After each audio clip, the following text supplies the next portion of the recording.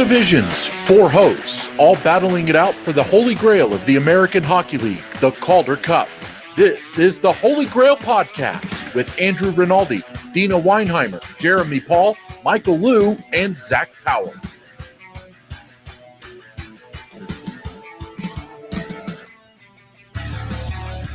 Well, hello there. Welcome to episode 6 of Field Pass Hockey's AHL podcast, the Holy GrAHL. Here at the Holy GrAHL, for those of you who may be new around these parts, we are all about the American Hockey League and their yearly race to their Holy GrAHL, the Calder Cup. Now, before we get too far into this, we are going to go around the screen like usual and just introduce ourselves. So, as always, we like to go in the traditional alphabetical order. So we're going to check in with Andrew first. A's go first. Let's go. I'm Andrew Rinaldi. I cover the Chicago Wolves and Grand Rapids Griffins here at Field Pass Hockey. I'm on my second year, and I'm loving it. I don't know about you guys. I'm really loving the hockey we got going on here. Well, I'm Deana Weinheimer. I am the AHL editor and one of 2 Cleveland Monsters correspondents here at Field Pass Hockey. Well into my 3rd season here on staff. And yeah, there's been a lot of fun hockey to cover this season. Without a doubt. And what's up, y'all? My name is Jeremy Paul. I have the pleasure of doing a beat for the Rochester Americans in my first season here with Field Pass Hockey. So I have the pleasure of covering the likes of Jack, Quinn, and JJ Peterka. So all of you are jealous, I know for a fact. And I'm Zack Power. I'm in my 3rd season here, and I'm covering the Toronto Maple Leafs and homeless ECHL teams. For those of you that don't know, that's the Newfoundland Growlers. If you want to get caught up on all of that, Zack has done some amazing work in kind of covering that whole scenario. Or I don't know what the right word is. It's a situation. It's a situation. It's a whole situation. Yeah, it's a big case of he said, they said, naming rights. Now there's no one in the arena. Yeah, it's a whole thing. Go check it out. His work is here at fieldpasshockey.com. But first, we do have some breaking news. And I just want to say that I honestly hope that this is the last time for a while that we need to give you a trigger warning for discussion of sexual assault for at least a few weeks. But this is still very much a situation that is just now starting to play out in court. Now, we're not going to spend too much time on this because we have dedicated quite a bit of time in the last few episodes of the Holy GrAHL podcast. But as always, I am going to have a timestamp and a list of resources for any victims of sexual assault. If you need some additional help, that'll be in the show notes. But I just want to share, and honestly, all credit is going to Katie Strang at The Athletic for this information. But ex-AHL coach Clark Donatelli has been indicted by a Rhode Island grand jury on 4 counts of sexual assault. He was arraigned on November 10th and has entered a plea of not guilty. Now, the felony charges against Donatelli are stemming from a November 2018 incident involving Erin Skaldy, who is the wife of Jared Skaldy. He was one of the assistant coaches under Donatelli with the Wilkes-Barre Scranton Penguins at the time. Now, Donatelli was released on his own recognizance on a $10,000 bond, and as a condition of that bail, he must abide by a no-contact order, which basically prohibits all contact with Erin Skaldy. Now, the next court appearance is set for December, which is a pre-trial hearing. Again, that's all. If you guys don't mind, that's all the more I kind of want to spend on it, because I will say I am happy that this is moving forward. Yeah, we've given this guy more airtime than I care to have spent on it. Yep. I'm all about it. Let's move on. We gave the people what they need to know, and I believe that's all we need to cover with this. Yep. So moving on to much happier news, especially if you are a Cleveland Monsters fan. So as we're recording this, we record on Tuesday evenings for the show to air on Thursday. But earlier on today, Trey Fix-Wolansky, he has been out of the Cleveland Monsters lineup since March 20th. He's actually been activated from the Columbus Blue Jackets injured / non-roster list following a surgery to repair an ACL tear that happened back on March 27th. Now, in the 9 games that he was able to skate with the Monsters last season, he tallied 4 goals, 5 assists for a point per game pace. Now, what's really exciting about this is that the rumor was he wasn't going to be ready until the new year. But here he is at, good month and a half early. So that's amazing news for the Cleveland Monsters and some pep that they desperately need. Mm-hmm. Yeah, this guy, I remember last season against the Wolves. They only played 4 games, Cleveland and Chicago did, but he early on in the season, their opening series in Chicago, he was just a problem, an absolute problem for them. So this is going to be some welcome addition to Cleveland, and I'm sure a boost for the locker room too to have a guy like that back up in the lineup. And I'm sure you guys talked about this on the Monsters podcast, but I mean, it's almost like they need some kind of a spark to kind of get a jump in their game going and get atop of that division. And they certainly do have the talent to do it. So maybe this is just that little spark that the Monsters kind of needed to get a little spring in their step. We are priding ourselves on the fact that we manifested this to potentially happen because we were talking about it and how the new year just honestly is too far away, that they need him back sooner. And then the day that it drops, we get this wonderful news. So Monsters Musings changing the world. We have a habit here at Field Pass of just releasing content that manifests reality. Between this show, between Monsters Musings, we really just are keen at manifesting things. We're just that good. We need to change our tagline for the shows, apparently. But we are going to move over to the Rockford Ice Hogs real quick. Also today, on Tuesday, they announced that their former team captain from their 2013-14 season, Jared Nightingale, has actually joined the coaching staff as an assistant coach. Now, he retired in 2017, but he has been very busy since his retirement from his playing days. He's actually served as an assistant coach in the USHL, the U.S. National Development Program, the OHL, well, actually 2 teams in the OHL, Saginaw and Flint. So welcome back to the AHL, Mr. Nightingale. We're happy to have you back. Yeah. I think this will be great for the Ice Hogs because they've kind of been a little rocky to start out here. Not just, having their reliable coach Derek King getting his own call up to the Blackhawks. It's been a little chaotic down there, so I think he's going to kind of be in, and he's been with the team for a long time, be a nice calming presence. I think this is nothing but good news for the Ice Hogs. Well, are you guys ready to look back in the week that was AHL hockey? Let's do it. Let's do it. Well, let's go. Cool. All right. Well, first, the Charlotte Checkers on Saturday. What a game they had. First, of course, Cole Schwint, natural hat trick. That's always good to see any day, any game. But then in the exact same game, their goalie, Christopher Gibson, he follows that up with a 30-save shutout. Come on. What are the odds, honestly? And you got to talk about Christopher Gibson and the time that he's had in the American Hockey League. It's kind of like the team, every kind of team that he's had.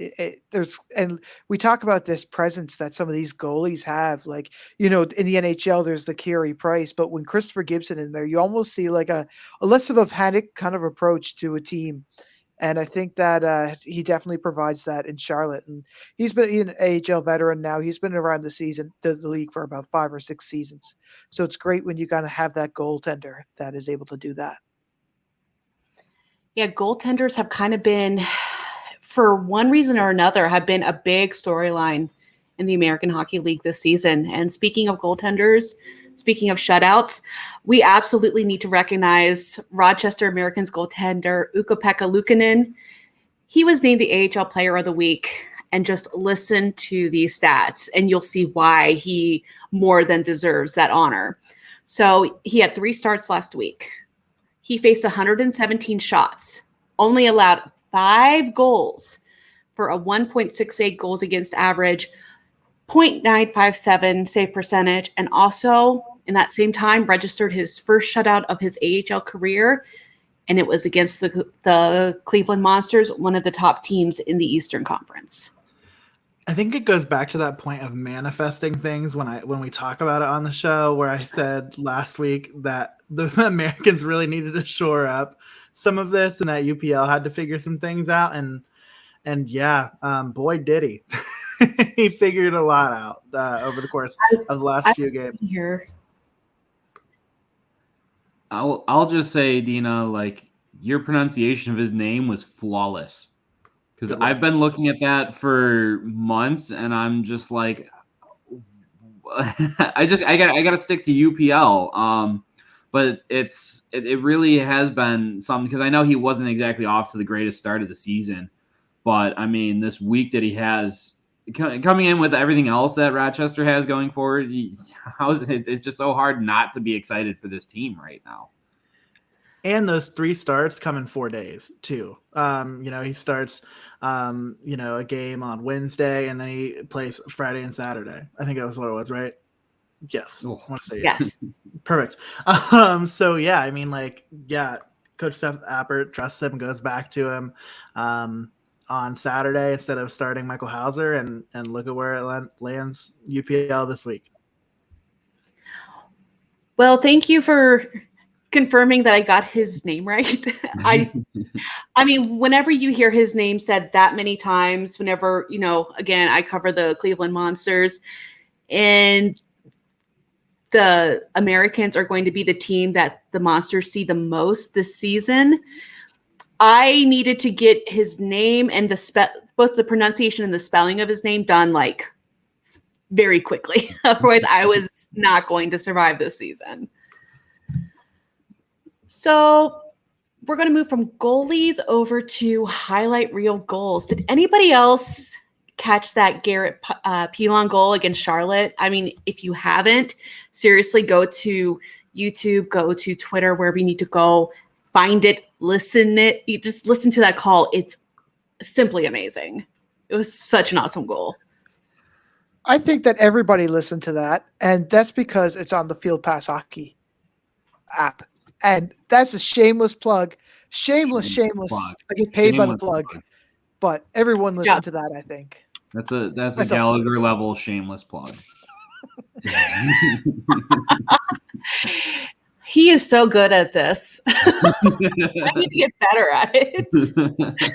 I'll take lessons from him. And we've spent some time talking about the Eastern Conference. Let's head out west for a bit. So the Ontario Reign, we've spent a lot of time talking about them and how they have been pretty much dominating out there in the Western Conference. But what an up and down week for them. Now, I will admit, whenever we were talking about, and we'll get to this later in the show, our oof of the week, this was one of my nominations until I looked into it a little bit more. So this was, I guess, the honorable mention. So last Thursday, the Reign lost 8-4 against the Tucson Roadrunners. They were led by a Matthias Machelli hat trick. But honestly, it was a true team effort. 9 different Roadrunners got at least 1 point in that game. But Ontario did manage to redeem themselves on Saturday with a 6-3 win, thanks to another hat trick of their own by Samuel Fagemo, and also a special mention to Vladimir Kachev, who had 3 assists in that game. That takes him up to 9 points in 5 games. Amazing rebound. I mean, you got to give it to the Reign when they needed to step back up. They did. Yeah, what a response from these guys. I mean, just goes to show why they've been at the top of that division from day one. You know, they That's the way you want to respond to adversity right there. And we talk so much about teams that are hot, but it's one thing. You got to be able to turn it back on when the cold water's turned on. And so for them to bounce back and have a really good performance a couple nights later, I mean, that's where it's at, right? And that's what you want to see in a team. And no doubt about it, that's why they're up near the top of the division. Well, speaking of top of the division, let's head back to the East and the Utica Comets. I mean, do these guys even know how to lose? It's like they forgot. I mean, another win, 4-1 over Belleville this past Sunday. The Utica Comets are 10-0-0 as we record this. Now, the Amherst could make this point moot, especially if they win their matchup against the Comets on Wednesday.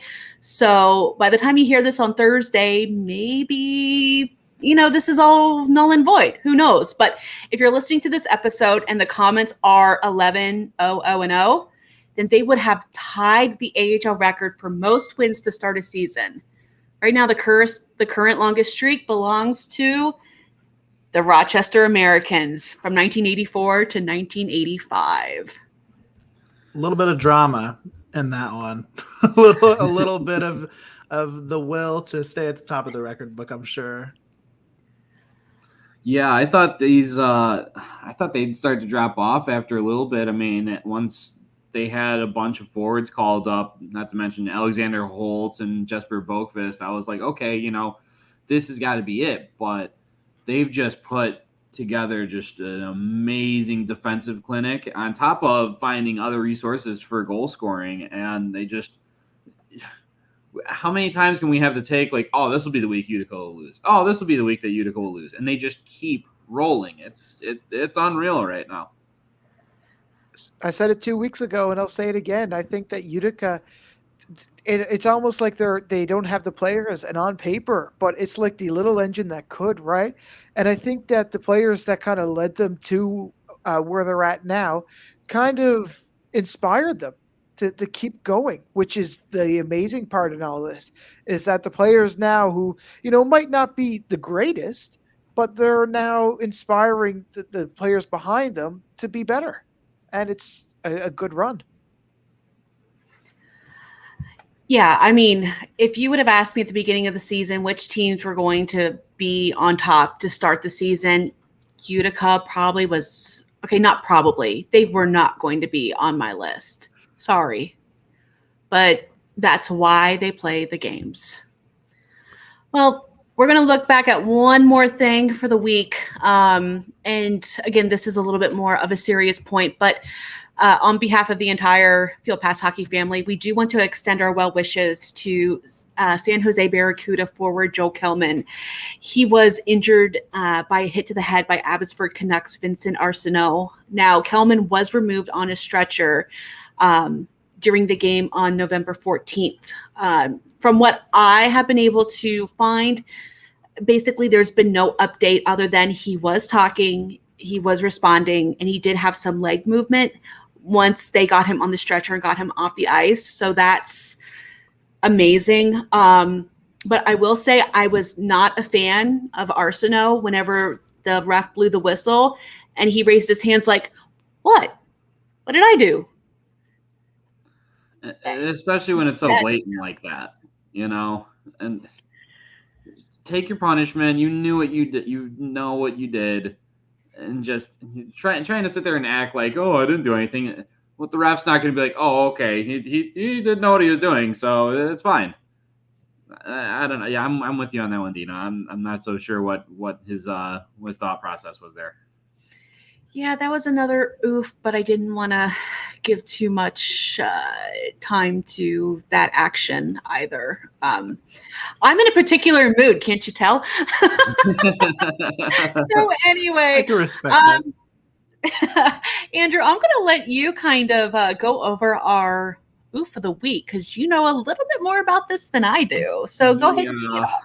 It gives I me dropped great pleasure. in quite an audible oof as I watched this one. So we'll start off on Saturday night. The Wolves and Marlies went in action in an all-state arena over in Rosemont. And the Marlies just kind of took Chicago to the shed. I mean, 5-1. It was kind of a snoozer throughout the second half of that game. But Sunday's was way more competitive, really tight checking. So, big hits. Both goaltenders, A2 Makiniemi for Chicago and Michael Hutchinson for Toronto, were really playing just some great hockey. 1-1. We're going into overtime, and there's chances being traded. But, as the clock's starting to wind down, you're in the last minute and the last couple seconds, and you're like, all right, we're getting ready for a shootout here and kind of seeing who's got the moves. And then here it is. And Zach, you're going to have to confirm the pronunciation of this name. Here's Semyon Duragachintsev. You got it. Oh, all right. Go me. Slid in. And so, this young kid over from Moscow just comes flying down the wing, cuts in the middle, and it just kind of looks like, just try and make something happen chance.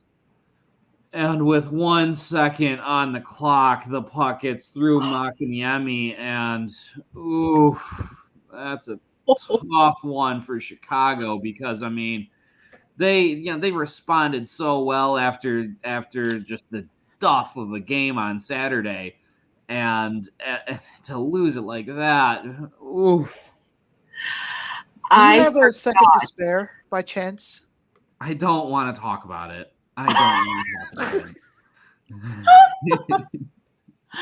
I completely forgot that was against Toronto, but I am not surprised.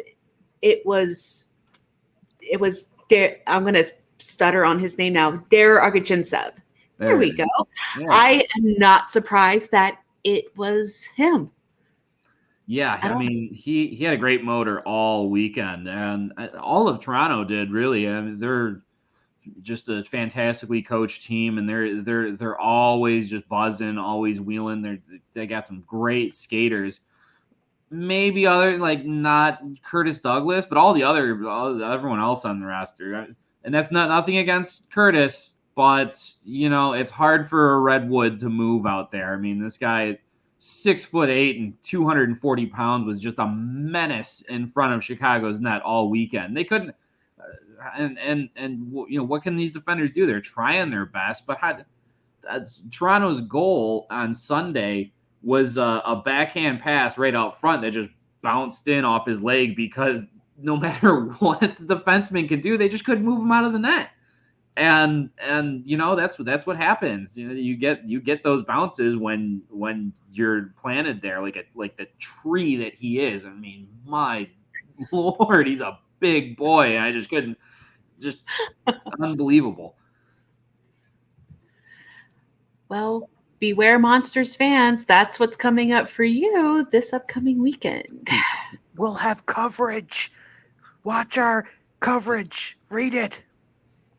It's on the app. You have 3 of us providing coverage. Come on. What more could you want? There you go. All right. Well, we've gone through the week that was, including our oof and special mention oofs of the week. Now it's time for one of my favorite sections of the show, swipe left or swipe right. So this is the point of the show where we get to share a bit of a hot take regarding AHL hockey. Now the rules are simple. If we like what the person has to say, just like your favorite dating app, we're going to swipe right on it. If we could care less or don't agree with it, don't like it, we're going to swipe left. But if we really like it, and we're just going to go ahead and super swipe up. We get 1 a month. And I believe, did one of you guys use your super swipe last week? I did. Yeah. All right. And I do not remember if I have one. I don't think I've used one this week. I'm pretty sure I haven't. I don't think you've used one this season. I did on the episode that Zach was. Oh, yes. It was on whatever. It was on. Yeah. I super swiped on a blank profile because I didn't want to let it go to waste. Me being able to get a super swipe from somebody that wasn't Deana felt like my biggest win of the season so far. Aw, that's awesome. Hey, I'm on that Peyton Krebs bandwagon, so That's all you had. That's all you had to put out on the profile, was just instantly. Answer every question. Peyton Krebs. Peyton Krebs. Where do you It's see like- this going? Peyton Krebs. It's like how Gritty was holding the sign that said "Stop putting photos of me on your Tinder profile." It's just me and Peyton Krebs. He did what? I need to see this. Yeah, he's holding up like just a fan sign that says "Stop using me as your profile picture on Tinder." It's Oh, so no. good. They're my I hope favorite. it's not fake. I love those fake accounts where it's like, oh, just looking for my boyfriend, and then there's a picture of Gritty. It's like, oh, come on. I love it. I love it. All right, Andrew, as always, you're the A of the group. You lead us off. All right. So I've been kind of holding this one in my back pocket for a little bit, but I think this is I'm ready to kind of put it out into the world. I mean, Calvin Pickard for the Griffins has just kind of been single-handedly willing Grand Rapids into even the middling of the standings. He's just been unreal for him, and the stats go to show it.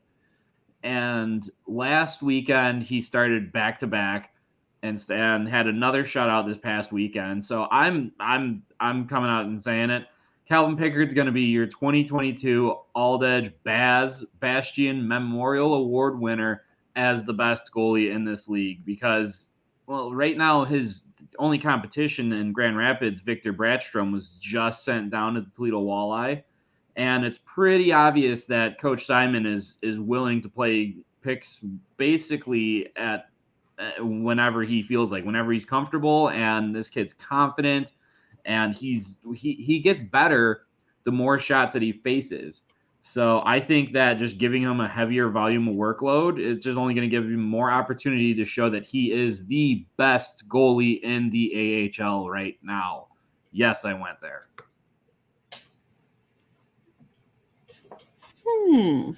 Interesting take. I am not ready to use a super swipe because there are a few other goalies, Utica, on my radar. But it is enough that I want to continue the conversation, so I will swipe right. All right. I think I'm also going to swipe right because I think that goaltenders in Utica aren't going to last long. I mean, that's a pretty fast fry steak right there. So I think that what we're seeing is a chance for him. If all the good players are sent up to the NHL, Calvin Pickard has that experience, and I don't think many teams want to gamble on him anymore. So I think that he actually could potentially be the winner for the best goalie of the year. I'm going to swipe right. I have to say that I'm a little surprised that this is your take, Andrew, because I just feel like you're such an Itu Makaniemi fan that like his season so far has been pretty impressive as well. So for you to like abandon that ship, if for nothing else, but just to be able to say his name a little bit more often. How'd I do, by the way? Was that like good, bad? Like, no, that was pretty solid. Yeah. I'll take it. I'm never going to try it again on the entire podcast. You know, for that reason, I mean, it's a young season, right? Like I will say, like, obviously, like, you know, Calvin Pickard's getting a lot more work, right, than a lot of the other goaltenders that find themselves at the top of this of the stats standings. So for that reason, I mean, it seems likely that he's going to be in the conversation all year. But just to be a contrarian, I'm going to swipe left and you know, continue to watch as this develops. And I'm just not there yet. I'm just not ready to buy in. All right, well, you know, when Calvin glows up, you know, just remind you had a chance to go right and you decided to play the field. So yeah, I'll be there to remind you. Don't worry. Thank you so much. That's when he creates a whole new profile and goes and scrolls furiously, hoping to get a rematch. I'm saying. Just looking for my ex-boyfriend. Right, that's when the gritty profile shows up. Oh no. Well, I will preface my my take this week in that I know this could be a bit controversial because I know some people have very strong feelings about this subject. But again, the rule of the game is hot takes. So, okay, I feel that we need to redo or reevaluate some of the names between the NHL and AHL affiliations. Personally, I'm a huge fan when things line up, like the Calgary Flames and the Stockton Heats, the LA Kings and the Ontario Reign. Now, but what I'm kind of saying is we kind of need to get rid of Iowa Wild, Minnesota Wild, Boston Bruins, Providence Bruins, Pittsburgh Penguins, Wilkes-Barre Scranton Penguins. I would like to see more teams play on each other. Maybe like the Columbus Blue Jackets and the Cleveland Cannons, the Winnipeg Jets and the Manitoba Bombers, something kind of like that. So I got a couple the teams that I cover. I think I got one in, one out because I have the Griffins, which are like a winged beast, and then you have the Red Wings. But on the other sides, this is my hesitation because Chicago, the Wolves, are kind of their own franchise. They've had multiple different affiliations, but they've always just been the Wolves and everything. And like the closest that you'll see them is like they have these alternate Storm jerseys, they're called this year, to line in with Carolina, but there's like no Carolina coloration on it anywhere, or it's like a darker shade of their normal colors. Still a cool design, still fresh, but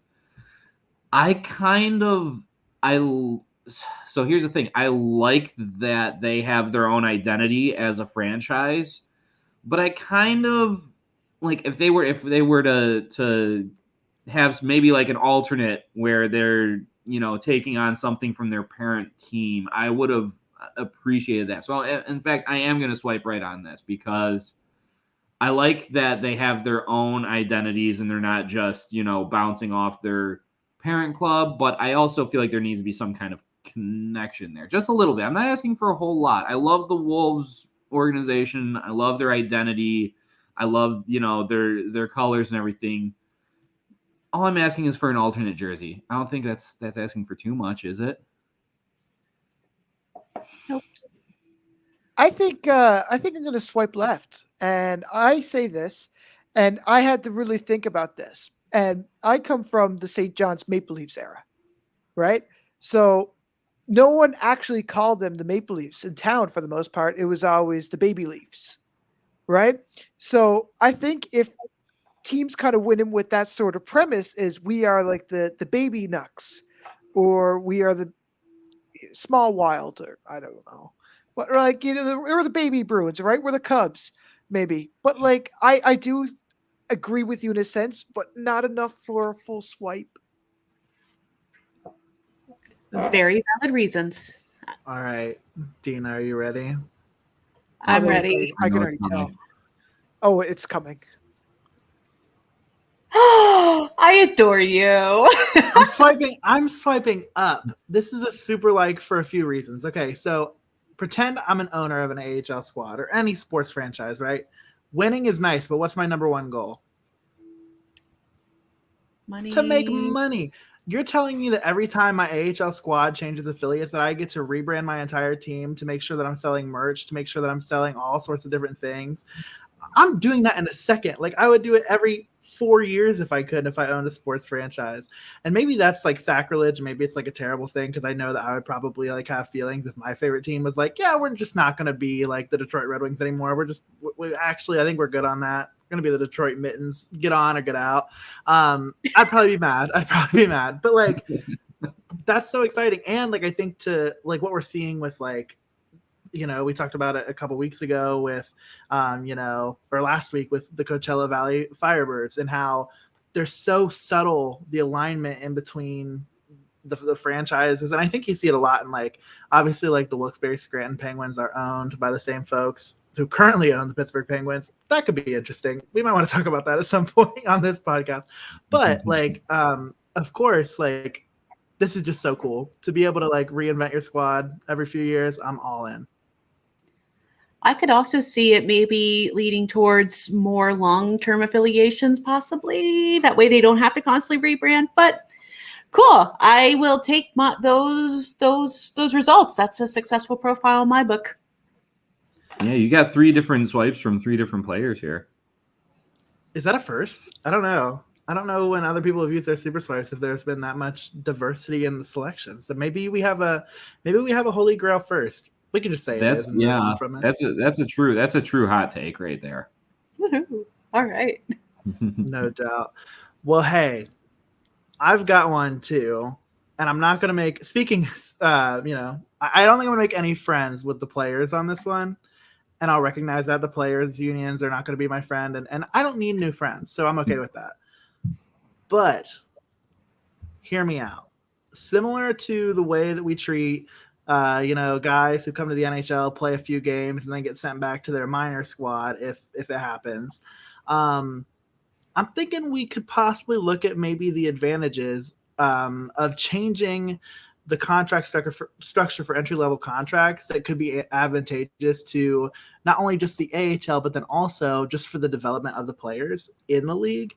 And that is that if a player is in their entry-level contract and they are sent to their minor league affiliate to, say, a Rochester, and they don't play more than 10 games, let's say 10 games, we can make it arbitrary, in the NHL, then only during the time that they're a part of their entry-level contract, that year does not count against their contract. I like the idea of what you got going on here, but I'm gonna go ahead and swipe left on that just because it's not right. You're not making any friends with the players union here. And so what, you're going to tell a kid that the team in front of him's too good, and because we don't really want to burn a year of that contract left, we're just going to dump you in the minors. And not that, maybe he's not good enough to play in full time, but I'm looking at the situation of a Seth Jarvis here right now, who would be going back to juniors, not even the AHL. But Carolina's kind of just letting them sit up there, and they're just taking their sweet time getting him up to those 10 games to decide, do we want to keep him up here and sit him in the press box, or do we want to send him to junior where he's just going to dominate and he's not really going to develop really at all?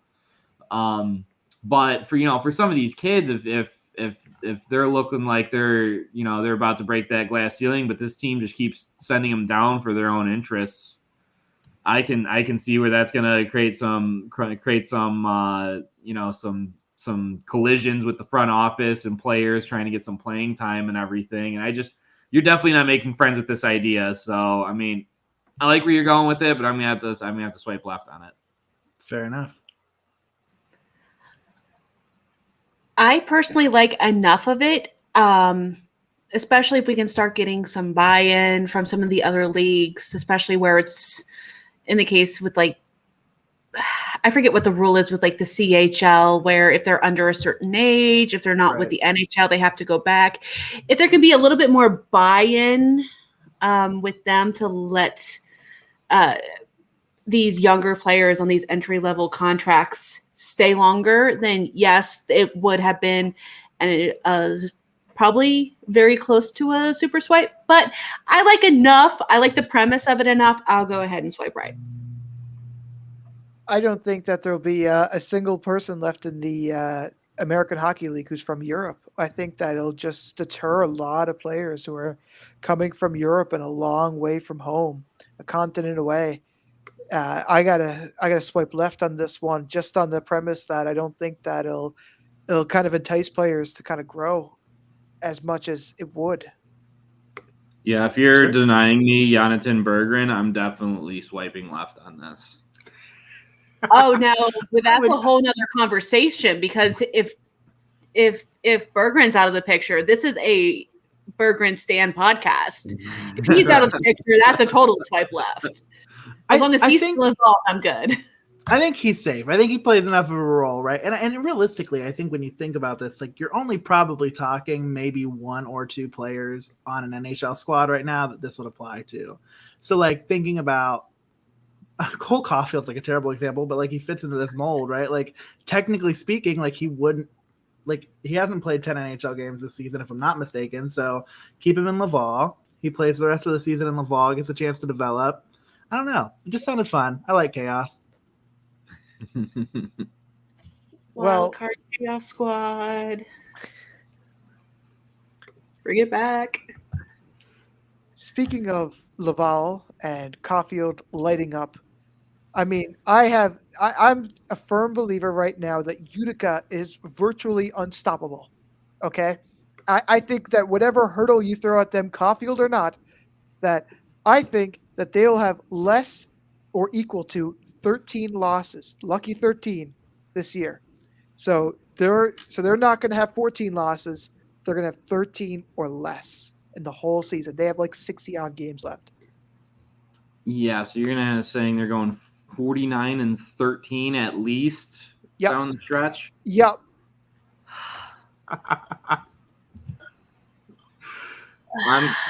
That's heavy. I'm swiping left on that. That's a lot. That's multiple 10-game winning streaks or something. So for me, as much as I was like hyping the Utica goaltending earlier on, one thing that I do have to remember right now, both their goaltenders are rookies, and the goaltending is kind of what is carrying Utica right now. I have more to say about that later on. I don't know if they can keep that up over the entire stretch. It's going to be more than 13 losses, I think. I got to swipe left. I'm sorry. Sheesh. Tough Oh call. man, it would just like, would that not be like the best team in AHL like regular season history? That's what I'm saying. Can you say that about Utica right now though? Like I get the streak is started. I just it's hard. Do you really think that they're going to lose to Rochester? Yes, I do. Realistically, I do. And maybe not like we're again. This is Thursday that the episode's coming out. And we're recording on Tuesday, so maybe they don't lose. Maybe they didn't lose yesterday. Maybe Utica beat Rochester yesterday. But I think out of the 2 games that they're playing in the next 5 days, I think they will. But I want to swipe right on the aspiration. Like, do you know what I mean? Like you are like that is a career-driven individual that whose profile just came across my page. Like, I don't know though. It's the left. I can't. I want to so bad, Zach. Like I want to so bad. I just can't. Like I'm like that one profile that's like ready to have kids and be married right now. That's who I am. Kinda, ambitious. That is kind of how it reads. Kelly Yeah, Kapoor. 100%. Oh no. Sorry, friends. That's okay. We're sorry. All right. Well, I think it's time. We got all of our swipes in. We're ready to close out of the app and now start looking at some scoring races here. I think we are. Cool. All right. So in the scoring races, this one honestly is a surprise to me when I was listening to the podcast last week. It's like, where did he come from? Martin Furk is still on top of the points for skaters in the league. He got another 4 points this week. Seriously, where it has to be some sort of like Movember mustache superpower that he is channeling into right now. He's got 20 points so far on the season. But you know who else had a 4-point week? Scott Brunovich, Jack Quinn, Seth Griffith. Those are the ones that I know of. There might have been others, but these guys are all in the top, 4 point getters of. Yeah, that's 1, 2, 3, and 4 right there. Yeah. All right. And then when we come to goals, again, Martin Furk, he's back on top again for at least the 2nd week in a row. Jack Quinn, center, is, again, a rookie. Rochester, he's back in the top 3, which he's just lighting up the league. And when it comes to point getters. We've talked about him already. I mean, honestly, other than a call up, is there any stopping Scott Brunovich and Jack Quinn at this point? And reminders, everybody, Brunovich is a defenseman and he is leading the league in points for rookie skaters. He also just got called up to St. Louis tonight on Tuesday. He'll be making his debut. So that will stop him for as long as he's up. Who knows if it's just a cup of coffee or if he's up there long term. But yeah, that call up will it'll halt him momentarily. We'll see how it goes. If you're St. Louis, you got to give him a shot. You just got to. Absolutely. You can't. I think at this point it's ridiculous. Not to. Yeah. Right. Yeah. So, and then in goals for rookies, honestly, we've talked about him multiple times over the course of the season so far. Jack Quinn out of Rochester. Just get used to his name, friends. We're going to be saying it a lot. But kind of rounding out, just to give a few more guys some airtime. Nick Sweeney out of Iowa, Lucas Reichel out of Rockford. We've talked about them before. Max Willman out of Lehigh Valley. And then Cole Schwint is also tied for that third spot with Reichel and Willman. He's out of Charlotte. So now, before we get too far into this goalie shutout talk, now you guys, I talked a little bit about Utica earlier, in their goaltending and how they have a perfect record. But did you guys notice? So in our show notes, I mean, you guys that are listening and watching us on YouTube, you don't see this, but we compile show notes and screen grabs of all the different categories so we can talk about them on the show. But in all of the skater scoring categories, there is not a single Utica Comet in the top 20. However, well, see, the thing is, though, they would, if they were still in the top 20 in the league, they would still show up on there. They would just have a lovely X by their name. Yeah.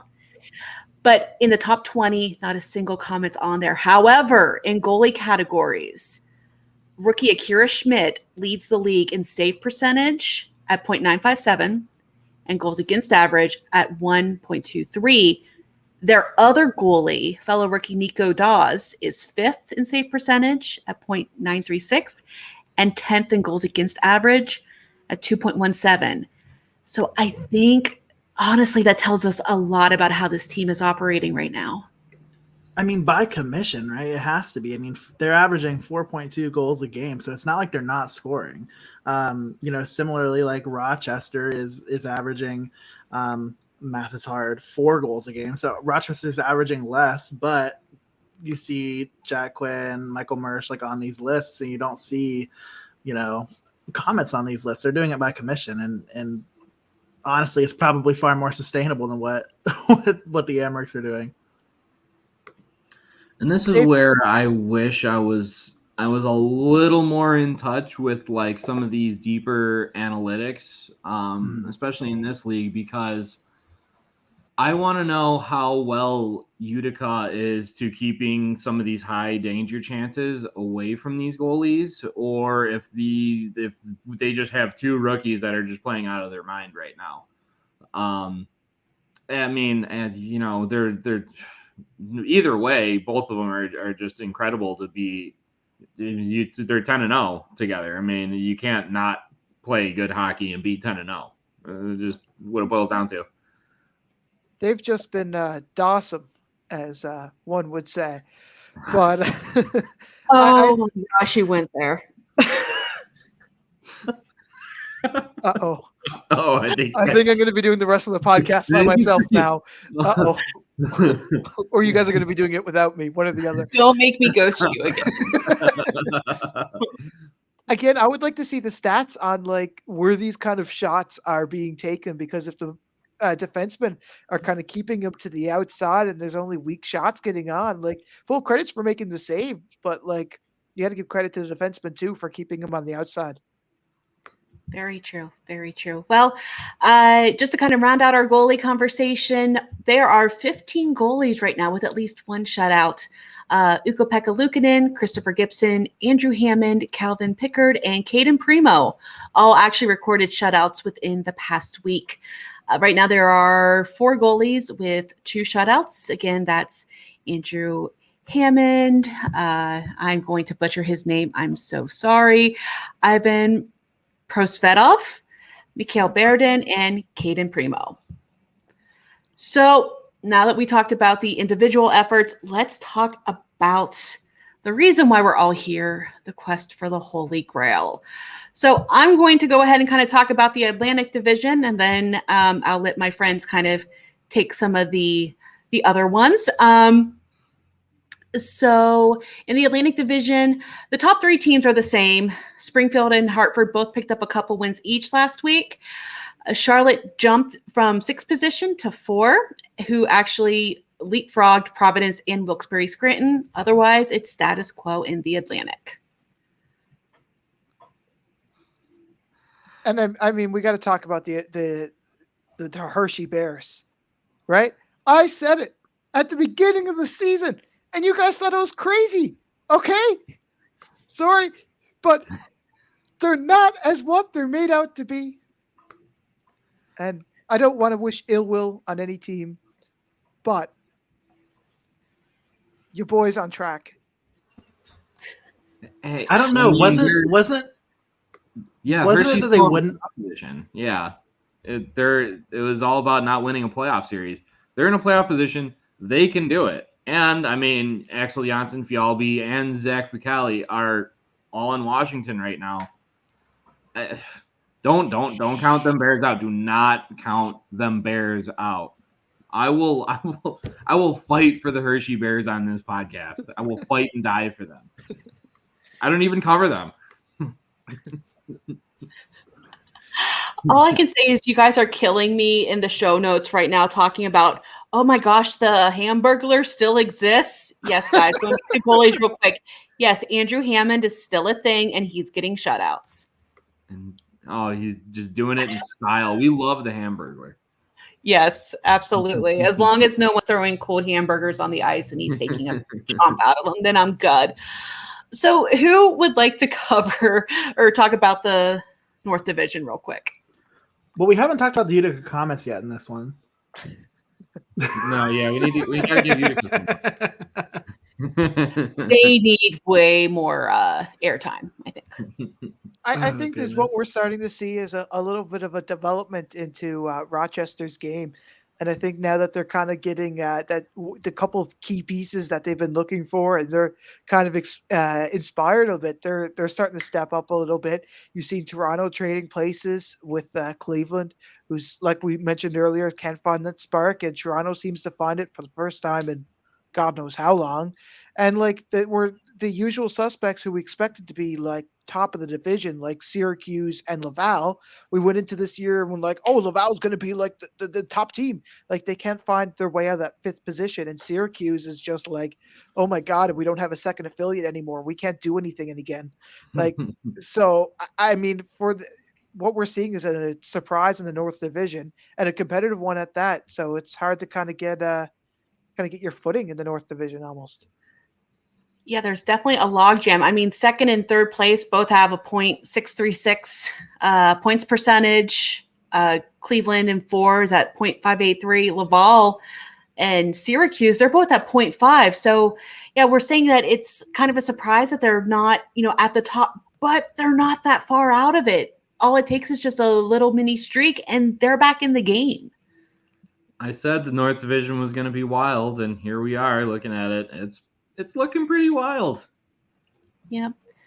Well, we'll tell you what's not wild, and that's the Central Division right now. Yeah. It is calm in the Central Division. So, yeah, we got it's kind of we're tied at the top here with identical 7-3-1 records. We got the Chicago Wolves and the Iowa Wild, and the Chicago did no help with padding their lead there this weekend. And Iowa's been kind of on fire. They won 3 in a row don't look in your rearview mirror now, Chicago, because they're right up next to you. The Iowa Wild are coming to play. And then following up with that, you have the Manitoba Moose, Grand Rapids Griffins, Texas Stars, and then you got your basement where you got Rockford and Milwaukee have kind of just cemented themselves. Not a lot of movement in these standings out here in the Central. Milwaukee has honestly. Oh, sorry, Zach. Go ahead. Oh, I'm sorry. It's almost like Rockford and Milwaukee seem to have like wrote their name on the cave kind of thing, like X million years ago, and been like, here lies the basement of the AHL, signed Rockford and Milwaukee. Like, I don't know. Like Milwaukee, it's like they forgot how to play hockey, and like Rockford is like kind of bad. Well, like I said, Rockford's been kind of facing a rocky situation there. No pun intended. That literally just came out naturally. But Milwaukee, I don't know what happened because there were so many good players on this Milwaukee squad for the Wolves last year when they had their dual affiliation, and then they split up, and it's like they just never got out over that rough breakup there.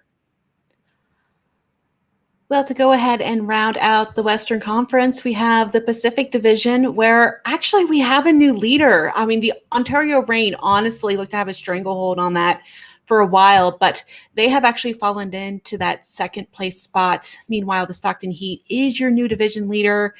Henderson and Bakersfield play leapfrog as well, with the Condors coming out on top this time. So now that we kind of have you all caught up on everything that was and currently is, let's talk about the stuff that's going to be happening in the next week with our Game of the Week picks. All right. So we're going to start off in the Atlantic here.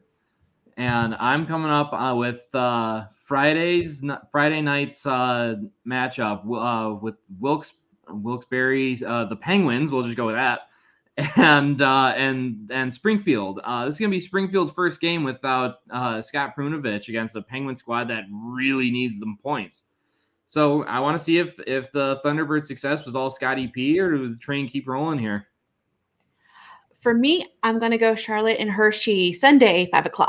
I mean, both teams are super close in the standings. And honestly, right now is the perfect time for Hershey to show exactly who they are. And honestly, they need to start getting some more regulation wins under the belt if they want to keep their spots in the standings. No doubt. And not to beat a dead horse, we've talked about it enough on the show, but if you're listening to this and Utica beat Rochester on Wednesday, then you've got to look at Charlotte and Utica on Friday, because if Utica comes into the game 11-0-0-0, they'll be able to move into sole possession of the longest streak to start a season in AHL history, which is really exciting. And even if they come into the game 10-1-0, they're still a great hockey team. This is still going to be a really fun matchup. They're not going to lose because that would mean they would only have 12 losses left. Springfield and Bridgeport. I'm sorry. This is probably going to be my last episode. Springfield and Bridgeport on Sunday. I mean, Springfield has just been a super fun team to watch. I mean, it sucks that we don't have our defensive points leader to kind of see, but hey, I think that their 9-2-2 has been good. They've had some recent kind of slips, but they still have the ability to be the best team in the league, top defenseman or not. Yeah, and as we move on into the North Division, I think I'm going to go a bit against the grain because I think we're going to be a little Utica heavy here. So I'm going to go Sunday with Cleveland at Toronto. I'm going to say I really like what I saw from the Marlies this past weekend, seeing them up close and personal in All-State, and after what's sure to be a spirited matchup yesterday, technically, and against Laval. I want to see what they can do with this momentum after a big weekend on the road.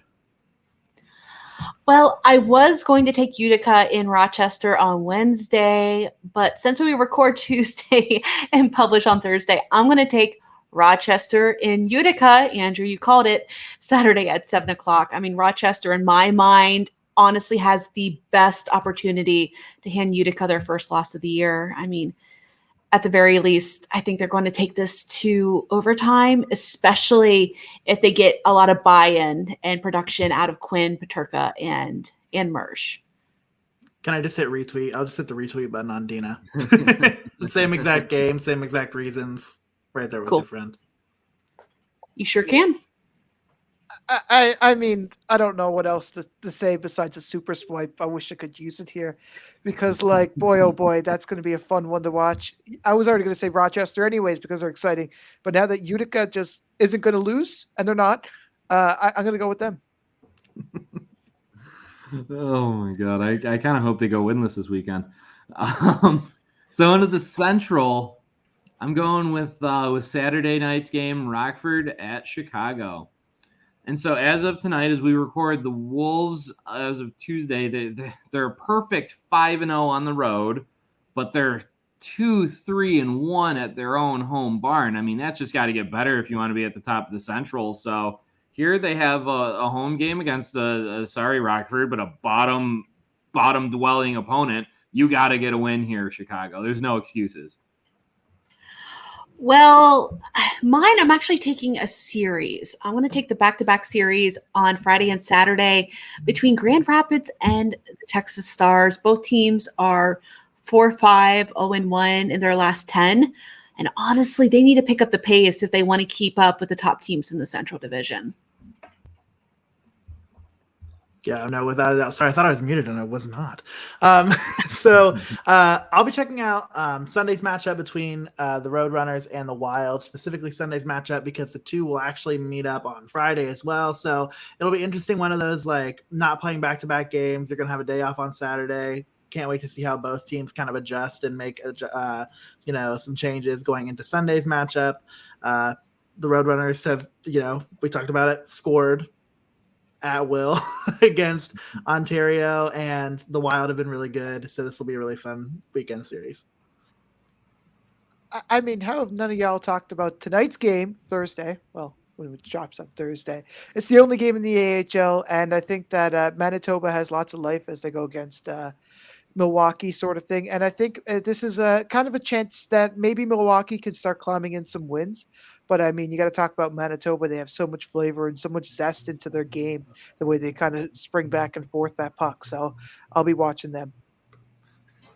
All right. And then as we move over into the Pacific, I mean, there's just absolutely no way it's not Stockton and Ontario. I mean, are you kidding me?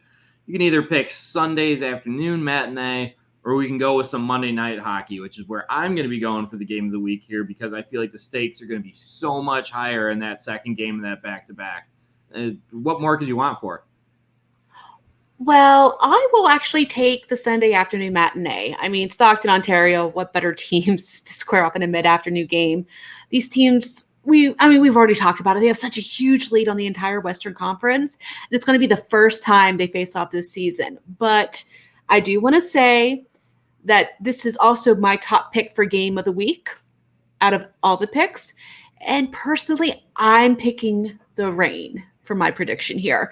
And by the way, I did make this pick before listening to last week's show and before I heard the pact that we're all going to be making this pick. So full disclosure, but I got the memo. I mean, I'm a man of my word. Talking is hard. I shouldn't have a podcast or anything like that, should I? So that's a bad life choice.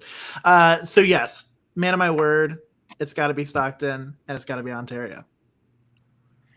But I mean, like, when else can you watch a game before 5 ET? Okay, in the Pacific Division, you can this weekend. San Jose and San Diego are hitting it off before 5 ET. So I would definitely be watching that on Saturday. So what I'm hearing is that our pact meant nothing to you. Got it. So I thought there was a pact. I'm sorry. Let me just... You mean nothing to me. None of you liked my profile. Okay. I see how this is. And by the way, Jeremy, it's all good. I have a stuttering problem and I have 2 podcasts. Yeah, what are we doing? So, I know, what are we doing here? But it's okay. We get through it. It's awesome. So, all right, we're going to go ahead and go into a fun segment of the show. They grew up so fast, where we talk about our favorite AHLers that have that are spending some time up with the National Hockey League clubs. And I know we've talked about him before, and you all probably know where this is going. And by the way, guys, thank you so much for the shout out last week. But I need to give my props to my favorites. He grew up, then he regressed, and then he had a huge growth spurt of Yegor Chinakhov. He got his first NHL goal on Monday night. If you heard any loud squealing, that was probably me. I let out a Mariah Carey-esque shriek that probably summoned all the neighborhood dogs. But yeah, I know he only spent one game in Cleveland, but I'm far too into this now to hide my fandom of this guy, okay? And yes, he got what I call the puppy pile celly with fellow rookie Cole Sillinger. It was great. He got to celebrate, I guess, 2 first NHL goals since the first one got taken away and credited elsewhere. But Yegor Chinakhov, he's my guy. I can't hide my fandom now. It's way too late. And both times he got tackled to the ice, like both times. Yep. Although it was kind of funny because, you know, the 2 rookies are in this puppy pile on the ground. And then you have Jake Voracek and Vladislav Gavrikov coming in. They're both looking down like, we are way too old for this. They just waited until they stood up. It was a great little moment.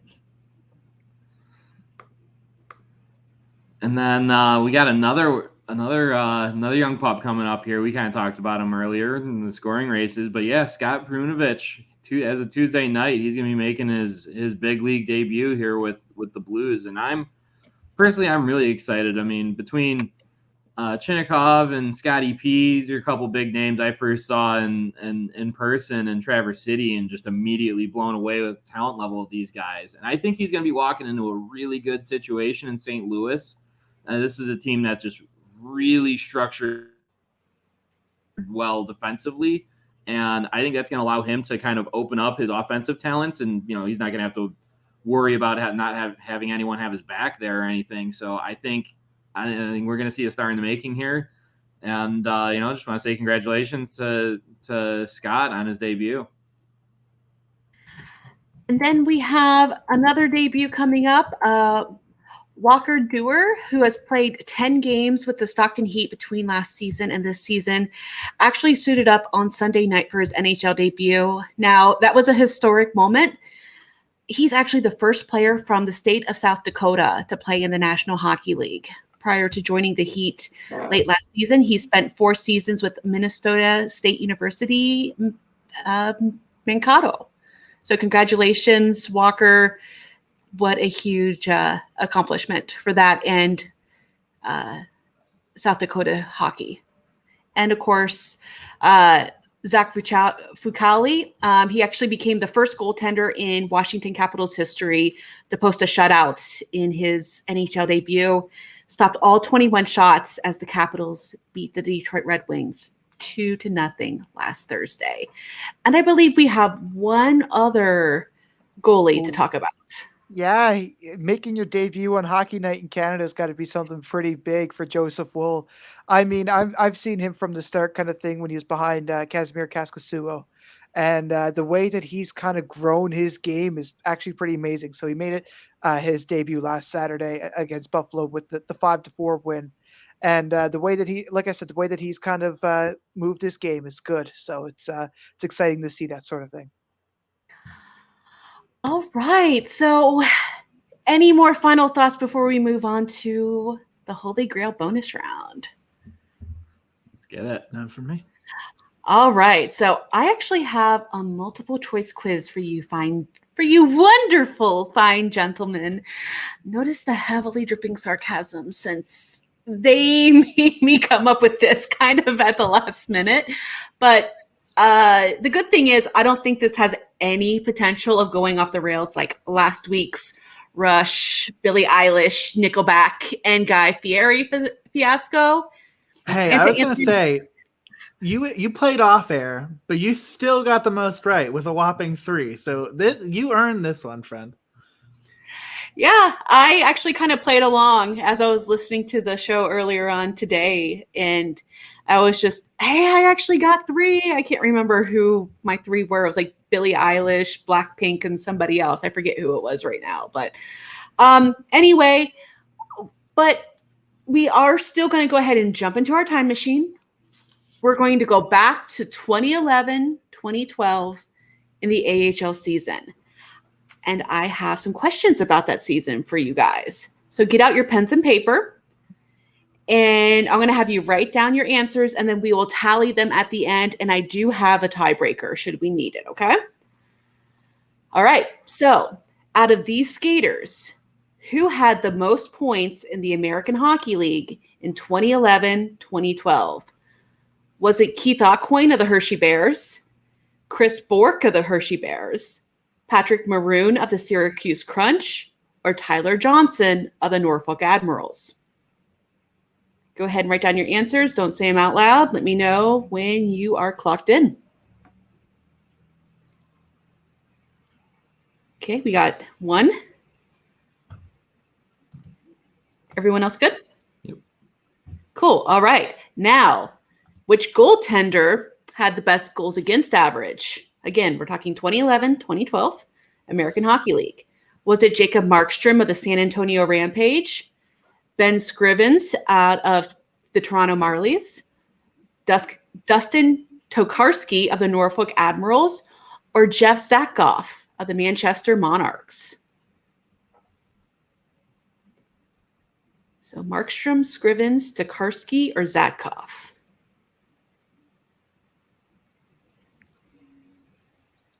I mean, I wrote something down. We good? All right. All right. And the last question is, which team won the Calder Cup?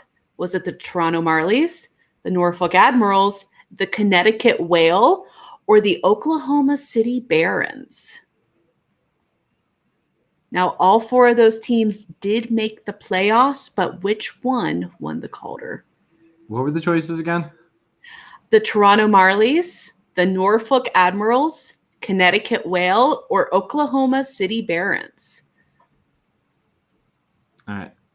Okay, so we're going to rely on the honor system here. So the skaters with the most points in the league was Chris Bourque of the Hershey Bears with 93. Out of that list, now these all were in like the very top of the league, but out of that list, Tyler Johnson actually had the least with 67. Now, which goaltender had? That wasn't the challenge. I wrote down Tyler Johnson. I thought it was the least. That's why I wrote Tyler Johnson. So Keith Aucoin, 70, Maroon, 74, Johnson, 67, Bourque, 93. Goaltender goals against average was actually Ben Scrivens out of Toronto with a 2.04 for the season. Markstrom had a 2.33, Tokarski 2.23, Zatkoff 2.49, and the Calder Cup went to the Norfolk Admirals. All right, tally up your points, gentlemen. Never bet on Tokarski. I feel like for our facial expressions told me that we just tied, and we all only got the last question right. Yeah. One. Okay. I put Aucoin and Zatkoff, and then got the Admirals. I thought this was a trick question where it was all Norfolk, and it wasn't. Nope. Silly. And you know what? I had Scrivens written down too. Oh no. Your reaction to the Scrivens answer was my favorite part of this episode. It was priceless. I should know this. Is the sad part. Like, I did a deep dive on like the finals that year. Like, what was it, 8 months ago? The beginning of the year. And I was like, oh yeah, it's definitely. And I was like, Scrivens was good, but it's Scrivens we're talking about. Scrivens. And then I was like, oh, it's Tokarski we're talking about. Tokarski. Yeah. Well, out of the list, he was second. So, all right. Well, now that I'm actually reading this tiebreaker question, I realize that Zach's probably going to get it. So I apologize to you two down here. If you don't, this is unfairly biased to Zach. But you have up to 3 potential points here. Okay. So one team actually relocated for that season. So your 3 potential points are: number 1, tell me which American hockey team moved. Tell me why they moved for the second point, and where they moved to for the third point. Okay. Zach is bursting at the seams. Jeremy or Andrew? I'll let you guys answer first, and I'll try to think of the Go other ahead team. and kind of write down your answer so you can kind of show it on the screen, so that way we're not going, oh yeah, that's my answer. I'm not accusing anybody, but in total fairness, just tell me the name of the AHL team that moved, in a couple short words why they moved, and then the city or the team that they became. I got it. I think it's St. Everybody John's. else. Oh. I St. so John's, I- they moved to Manitoba to be closer to the Jets. Okay, I Jeremy. I literally just wrote down St. John's because you said Zach might get it, so I just wrote down St. John's. Yeah, that was the Okay, hint. but where does that fit into it? Were they Where the does it- team that moved, or were they the team that that became from I'm the assuming move? they're the team that became, because the way the question reads is that it's a current squad that moved there for a season, which means that it was that's where they went. Okay, Zach. I was trying to think of some other team that did move in that same year, and I know that there's one more, because I think, if I'm not correct, there's 2, and everyone knows the story that I know, but I can't think of the other name of the other team, which is sad. I will say, whenever I looked, this is the only team that came up. So, Oh, was it? Okay, well then, in that Yes. case, it was the St. John's Ice Caps. They moved because St. John's wanted a team, and then they were like waiting for a team for the most part, and then it was like, oh, whatever team we get, we'll get. And they kind of evicted the Moose out of the AHL for some reasons I don't know why, because it backfired later. And that's the end of the St. John's hockey era in the AHL.